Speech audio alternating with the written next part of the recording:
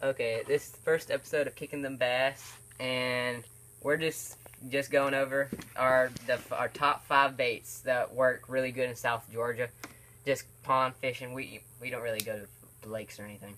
We just fish around here in ponds. And top 5 baits. This first episode, season 1. So that's pretty cool. My first on my list is Bunker Hunt Frog. Around here we don't have very many lily pads, at least the ponds I fish at, so I like to use this on a moss pad. Like when moss collects on the top, I like to just flick this out and flick it over the moss and bump it slowly.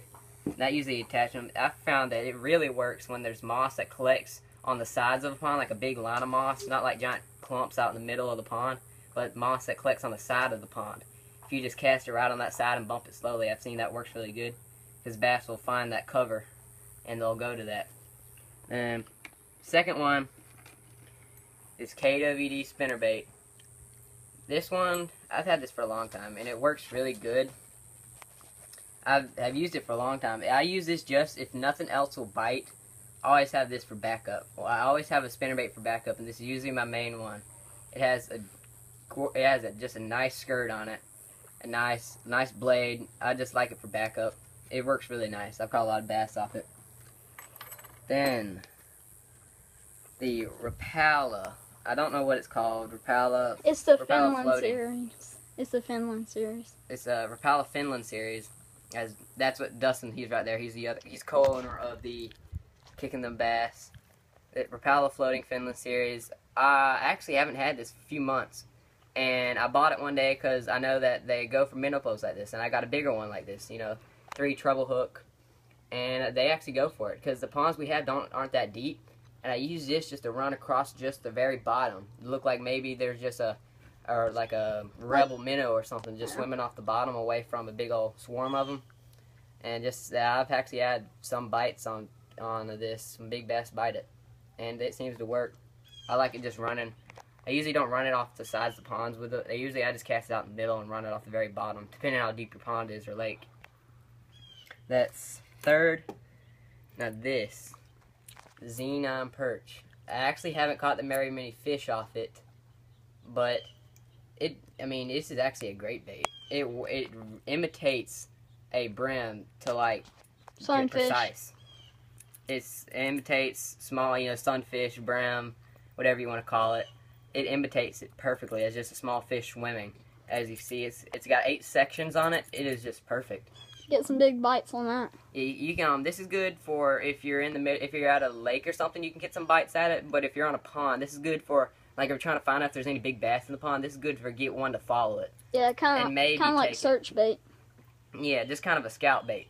So if there's a big bass, he might follow it or he might take it. I wouldn't be surprised if he took it. But it's also good just attracting all the fish around. Just be hey, I might follow that and see what that brim is doing. And then that's good. It's a little big, but it works really good. But this, you can buy one smaller for like $18. But this one's $12, so that's actually a pretty good price for this. The smaller ones are expensive. I don't know why. But this is my last one, number 5. This XBS Bass Pro Tournament Series square bill crankbait. It dives about 5 feet. Got some good rattles. It does have a rattle in it. It doesn't have a really loud rattle, but it does have a rattle in it. And they'll hear that. And basically, this works okay for the pond. It's fluorescent orange, the little black lateral lines go down at red eyes, and kind of black in the middle of the eye. It works pretty good. It's got 2 decent sized treble hooks on it. Square bill. It dives about 5 feet. It's really good for the ponds I have because it runs off the very bottom. It runs just a few inches off the very bottom of our pond. And it just, with bass, they'll see that, because it's fluorescent orange, they'll see that from a long ways away, and they'll hear that rattle, and they'll follow the sound and follow the little colors flashing by. And then they'll just take it. I've had a lot of good bites off of this one. And that is my last bait, I believe. And I think we'll just flip over to Dustin's top 5 baits real quickly. Okay, everybody, this is going to be my first best bait by far. Me and Daniel, we know this pond, and we know the girl. She goes to school with us, and we get to go fishing in there. And me and him have both caught like 20 bass in one day off of this bait. It's perfectly great bait. It's the Crawfatty by Havoc. Berkeley. Oh, Berkeley Havoc. Mine's from Havoc. And I think it's like 5 inches long, but it's great. These little claws flap really good. But moving on, I'd have to say this is probably my second favorite bait. I've caught a lot of big bass on this, and these treble hooks, I actually put them on there myself. I couldn't tell you exactly what size they are. I put a little bit smaller hooks on there. It just gets into the fish a little bit better, and these are a little bit thicker. But this is the Rapala J9, and it's a step up bigger. It's the second from the bottom smallest, but this is a really good one. It dives like maybe 2 to 4 feet or so, but it's got a really good paint job and everything. Moving on, I have to say the Yum Dinger, and this is in June bug. Just the other day I caught a 3-pound bass off of this. It tore it up. I just rigged it Texas rigged, weightless, and it's just a good like Senko. It's a lot cheaper than the Gary Moto or whatever. It's a good bait. Then fourth would have to be the Zoom Super Fluke in White Pearl, I think this is. Yeah, that's and it. Just the other day, me and my dad were out fishing in a pond that Bill Dantzler actually sponsored. It's a really big pond, but caught a big, I think it was like 3-pounder, maybe 3-pounder or so. But it's a good imitation for shad and stuff. Moving on to I think this is not really sure. I think it's the Booyah frog, but it's just kind of a natural color, like as a tree frog or something.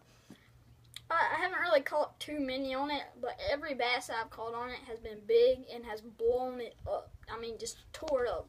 There was no doubt in his mind about eating it.